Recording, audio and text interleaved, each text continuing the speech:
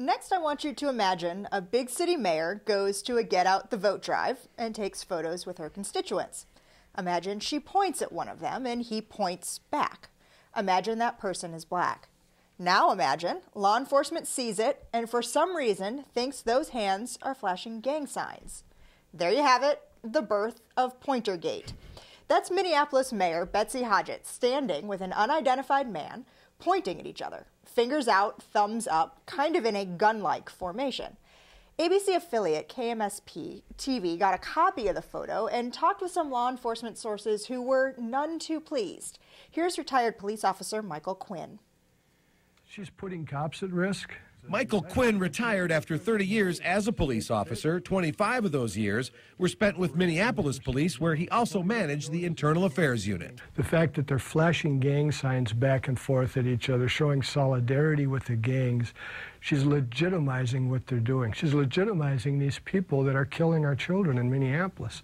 And I just don't get it. It hurts. Law enforcement sources tell us they found this photo on the man's Facebook page while they were doing investigative work. They say there's no evidence he belongs to a gang, but they say he has connections to gang members. Quinn says the photo creates a safety problem for every officer in every gang unit in the metro. And she's giving the gang something to flash around and say, look, we've got the mayor on our side. Even the mayor's with us. Quick correction on the call letters there. That's KSTP-TV. After that, a little bit later in the story, there was an interview with the head of the police union saying the mayor should know better and asking who she's going to support, the gangs in the city or the cops. Twin City viewers weren't impressed. The current police chief wasn't impressed, and the mayor's office wasn't impressed. Basic consensus here is that that photo was taken completely out of context and that all she was doing was posing with a constituent. Well, not just that. I mean, let's do a little bit of background research, shall we, and find out that the mayor has been at odds with the police force and with the police union for quite some time. And oh, by the way, these folks might have an axe to grind with the mayor and may try to take something that doesn't have any context, that you haven't sought any context for, and yes, maybe even blow it out of proportion. This is a situation where this television station, it would appear, very strongly would appear, was manipulated by the police force or the police union or someone in order to tell their story, to carry their water, and there wasn't much work done to even really try to present. The reporter says, oh, we tried to talk to the mayor. Well, the premise of the story is a little bit crazy, that a mayor, a sitting mayor, would be flashing gang signs with, oh, by the way, and this doesn't even go to racism or to a lot of the other issues that really bubble not very far underneath. What was that hand gesture you just made there? I did. Right? The thumb up and the finger out, right? Yes, I think we have another Pointergate on our hands. Right, there we go. I think there were red flags. We saw in those interviews, in that story, they say that it's political. You don't even have to wonder if they have an axe to grind. They said, will the mayor be disrespecting us again or something? I'm paraphrasing there. But they said it's political, and as a journalist, you have to watch out. You do not want to be a pawn in a political chess match in your city. And it felt pretty obvious that that's what was going on. And that's why the police chief said that she and her department weren't going to even dignify the story or make a statement, make a response, saying that they weren't going to be fueling the station's hysteria-driven segment. I will say this, though.